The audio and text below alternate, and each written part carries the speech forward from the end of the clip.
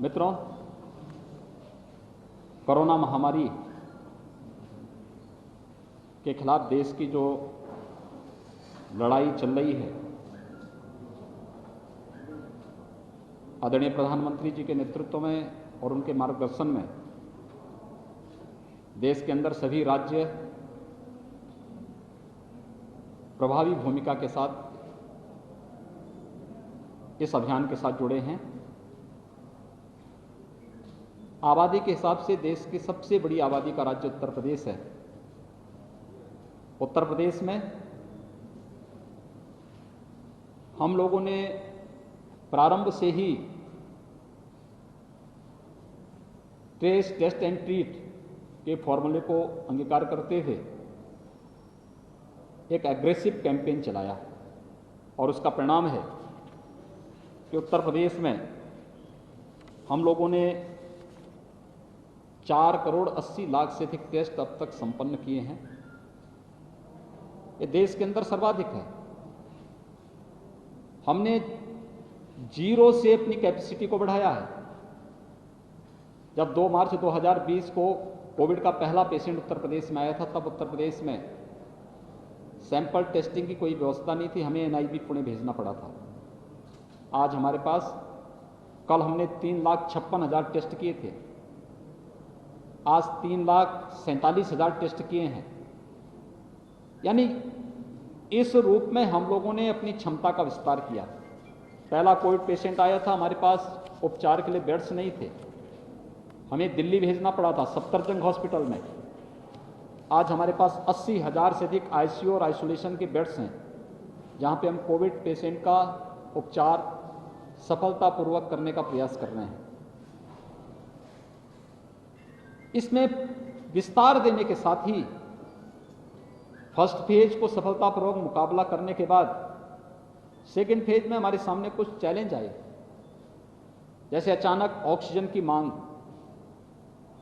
हर जनपद ऑक्सीजन में आत्मनिर्भर हो सके, इस पर पूरा प्रयास किया जा रहा है। हर एक जनपद में ऑक्सीजन प्लांट लगाए जा रहे हैं। भारत सरकार के सहयोग से, राज्य सरकार अपने स्तर पर, SDRF से, अन्य यानी CSR से भी पूरा प्रयास किया जा रहा है कि हर एक जनपद में व्यापक पैमाने पर यह ऑक्सीजन प्लांट स्थापित हो सकें। और इसको लेकर के पूरी ताकत के साथ हर जनपद में नोडल अधिकारी तैनात किए गए हैं। ऑक्सीजन प्लांट लगने प्रारंभ भी हो चुके हैं, जिससे आने वाले समय में हर एक जनपद ऑक्सीजन आपूर्ति में आत्मनिर्भरता के लक्ष्य को प्राप्त कर सके।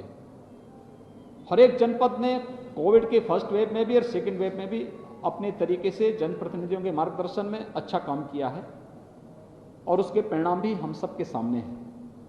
आज यही कारण है कि उत्तर प्रदेश के अंदर जो आशंकाएं व्यक्त की जा रही थी कि उत्तर प्रदेश में कोरोना के आने वाले समय में, यानी 25 अप्रैल से लेकर के 15 मई के बीच में आशंका थी कि प्रतिदिन 1 लाख से अधिक पॉजिटिव केस आएंगे और इसके बाद उत्तर प्रदेश के अंदर एक्टिव केसेस की संख्या 30 लाख से अधिक होगी। आज उत्तर प्रदेश में पूरी तरह नियंत्रित है। हमारे यहाँ मैक्सिमम जो एक्टिव केस गए थे वो 3,10,000 तक गए थे। आज उनकी संख्या घट करके मात्र 58,000 रह गई है। प्रदेश के अंदर 24 अप्रैल को जो पॉजिटिव केस आए थे 38,000 से अधिक आए थे। आज घट करके पिछले 24 घंटे के दौरान उत्तर प्रदेश के अंदर मात्र 3,200 पॉजिटिव केस आए हैं।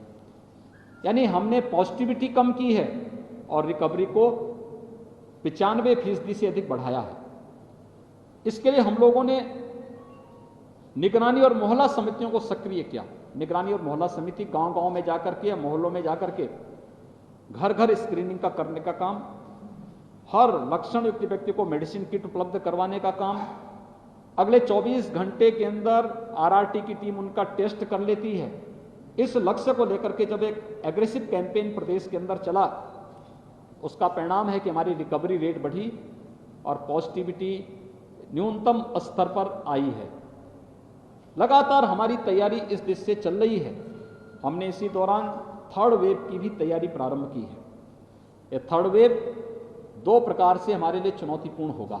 एक तो ये बच्चों के लिए, जिससे जो आशंका व्यक्त की जा रही है कि बच्चों की दृष्टि से खतरनाक हो सकता है, और दूसरा जो आशंका, दूसरा हमें यहाँ पर और भी अलर्ट रहना है, क्योंकि इंसेफ्लाइटिस, मलेरिया, डेंगू और तमाम अन्य बीमारियों की दृष्टि से पूर्वी उत्तर प्रदेश का गोरखपुर और बस्ती कमिश्नरी काफ़ी संवेदनशील है।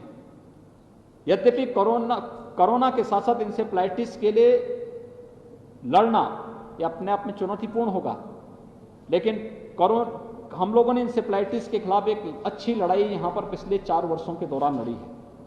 इंसेफ्लाइटिस से होने वाली मौतों में 95% कमी करने में हमें सफलता प्राप्त हुई है।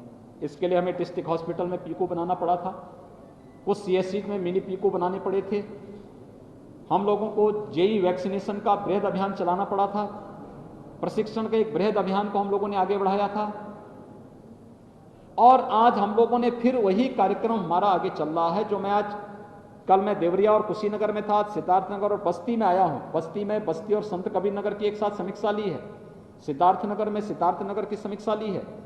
इसके पीछे का उद्देश्य ही यही है कि हम दोनों के लिए अभी से अपनी तैयारी को आगे बढ़ा लें। वर्तमान में कोरोना पोस्ट कोविड केयर के लिए, कोरोना के बाद जिन लोगों को नेगेटिव रिपोर्ट आ गई है लेकिन फिर भी कुछ शिकायतें हैं, उनके लिए पोस्ट कोविड वार्ड बनाना, उनका उपचार, निःशुल्क सारी सुविधाएं उनको उपलब्ध करवाना, उनके परिजनों के लिए भी भोजन की व्यवस्था कम्युनिटी किचन के माध्यम से करवाना।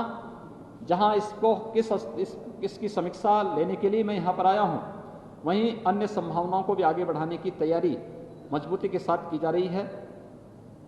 हम लोग थर्ड वेव के साथ साथ इंसेफ्लाइटिस पर भी प्रभावी अंकुश लगाने के लिए पूरी तरह प्रतिबद्ध होकर के पूरी टीम पूरी मजबूती के साथ कार्य कर रही है। वैक्सीनेशन का एक कार्यक्रम अत्यंत महत्वपूर्ण है और हम लोगों ने सफलतापूर्वक इस कार्यक्रम को अब तक आगे बढ़ाया है।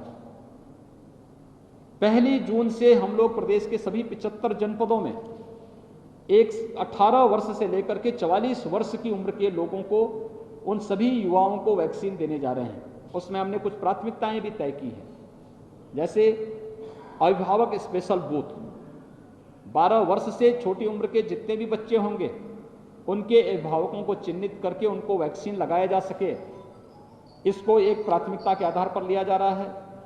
न्यायिक अधिकारियों के लिए अलग से बूथ बन सके, जहां उनका निवास स्थल है उसके आसपास कहीं बन सके, इसको प्राथमिकता के आधार पर करने का प्रयास किया जा रहा है।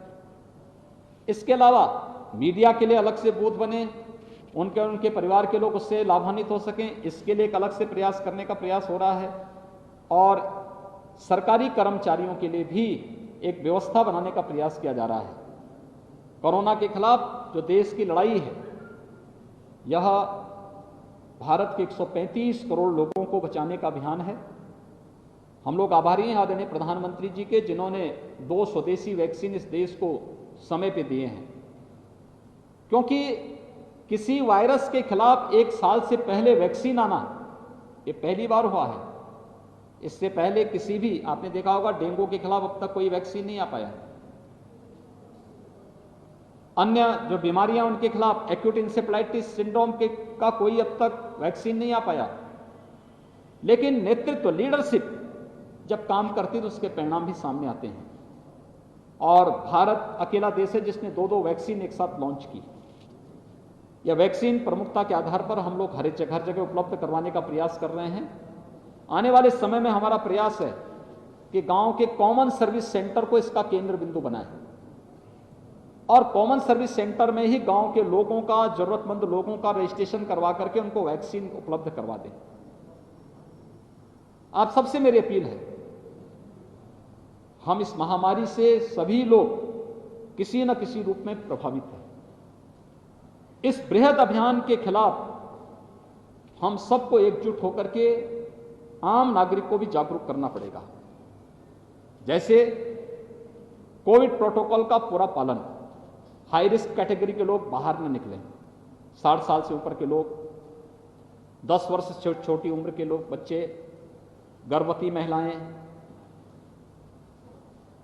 कमजोर इम्यूनिटी के लोग या एक से अधिक बीमारियों से ग्रसित कोई भी व्यक्ति अगर अपना जितना बचाव कर सकता है करें।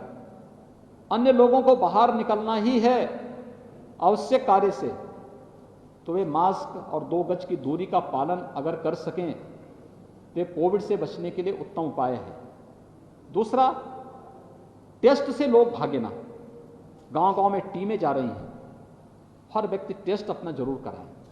ये टेस्ट उनको सुरक्षा प्रदान करने के लिए उनके घर तक उपलब्ध कराया जा रहा है। WHO ने उत्तर प्रदेश सरकार के इस अभियान की सराहना भी की। इसलिए हमें टेस्ट से भागना नहीं चाहिए। और तीसरा, वैक्सीन से भी हम भागे ना। हमारी पारी जब आएगी हम वैक्सीन अवश्य लगाएंगे, क्योंकि यह वैक्सीन हमारा सुरक्षा कवच होगा। हम लोग इसको अगर जन जन तक पहुंचा करके प्रत्येक नागरिक को इसके लिए जागरूक कर सकेंगे तो इस महामारी के खिलाफ ये जागरण एक बहुत बड़ा कार्यक्रम का हिस्सा होगा। मुझे यही आप सबसे कहना था।